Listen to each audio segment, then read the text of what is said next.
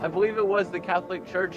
I mean, when I say put together, I don't mean it was written. I mean that a bunch of books were written, and there was an assembly in like 600 AD-ish area around that time where they said, we like these books, we don't like these, and they reformed it, and they put out books they don't like, and they kept books that they do like.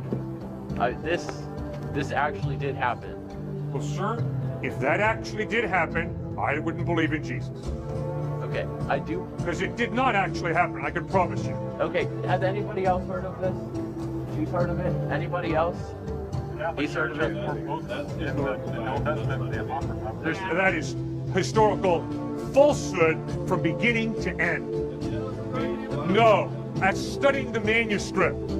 I have had to learn Greek. The New Testament was written in Greek. The New Testament that we have today is based on over 5,200 Greek manuscripts or pieces of manuscript dated from the 1st through the 10th century AD, found from Rome, Italy, down around the Mediterranean to Alexandria, Egypt, all agreeing to an infinitesimal degree. No council of the Catholic Church put the 27 New Testament books together. No council did.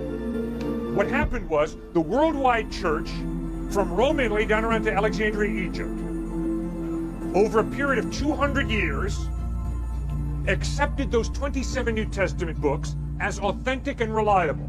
Two councils in 393 and 397, in Hippo Regius and in Carthage, put their stamp of approval on what the worldwide church had already done.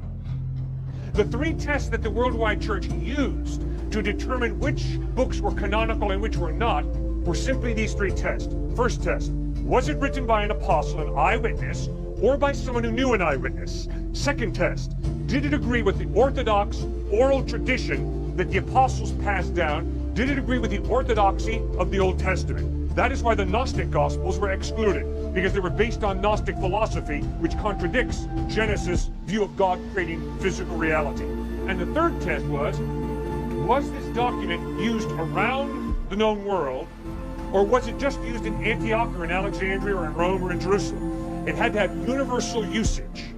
And those were the three tests that were used, and the New Testament was not put together by some council in the 600s, you said? Okay, then can I say, on your second point, second point was that it had to follow the oral tradition that already existed? Yes. Well, doesn't that mean that it has to agree with what's already been decided?